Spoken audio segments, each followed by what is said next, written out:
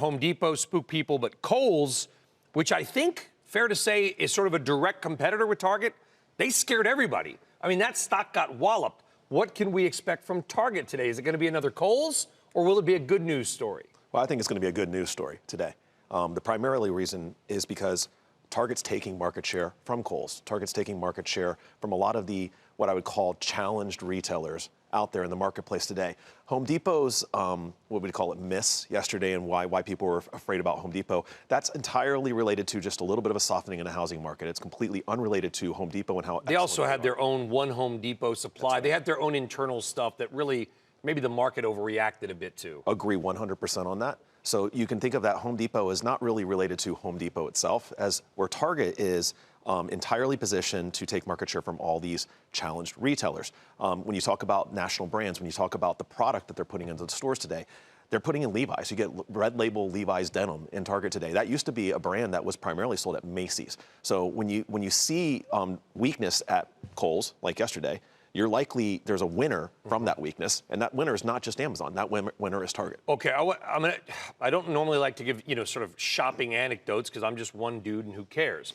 But I will say this: going on Amazon lately, and I don't want to speak generally. I'm not knocking Amazon, but going on Amazon lately, when you search for just basic things, what I have noticed, anecdotally, and maybe I'm wrong, is that the brand names don't seem to be there in the searches. There's a bunch of names of companies, brands I've never heard of. I don't know who they are. In other words, the Levi's may not be the first things that I see.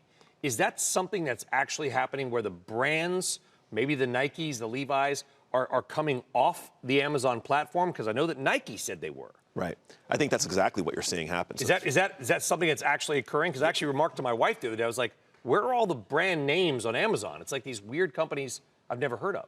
Yes, that's exactly. So 3 years ago, brands decided they need to be where the consumer is, and that's where Amazon was, where that's all the traffic, that's where all the sales growth was, and so they made this decision, we're all going to go and run to Amazon. What they've discovered in the last 3 years is that Amazon's not taking care of their brand. So Nike leaving Amazon last week, I believe, was the first indication of major brands saying, you know what, I don't necessarily need you. And one of the reasons why they can do that is because there are good, strong retail partners that they can run to away from Amazon. So, for example, Target is another one of those strong retail partners with positive traffic that's relevant to the consumer, with a nice store experience, an improving store experience, and good digital capabilities that, quite frankly, are superior in a lot of ways to Amazon. Yeah, I just searched on Amazon, by the way, for jeans. Levi's on there, but then you got Knitted Gut, Maverick, you do have Lee, you do have Wrangler, but there's a blend there. At least there is a blend. Right. And maybe consumers like myself are noticing that, and they want the brands, and Target, I guess, sounds like they're doing it right.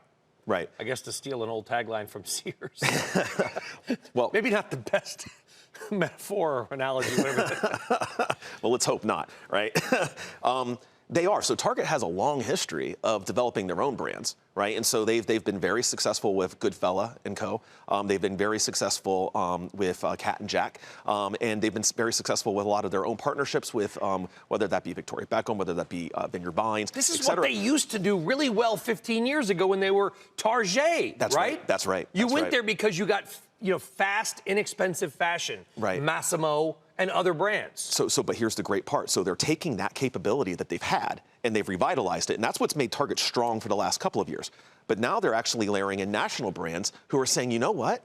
I don't get a good experience for my brand at a Macy's or a Kohl's. I walk, like my brand is presented in a store with the lighting where the light bulbs are actually flickering, right? And there's like nobody in the store. There's no customer service. There's no nothing. Then they go and look at Target and there's this wonderful store. The new remodeled stores are wonderful. They're Probably clean. A Starbucks in there or something. There is a Starbucks in there. They're clean. You have the capability to do things like drive up, all these digital things that make a lot of sense for Target. And so that you get a better brand presentation. If you're the brand, if you're Levi's, you're looking at this Target and you're saying, you know what? This is actually, if not as good as Macy's, maybe even better. Bottom line, do we own the stock, yes or no? 100% you own the stock. 100%. I like that.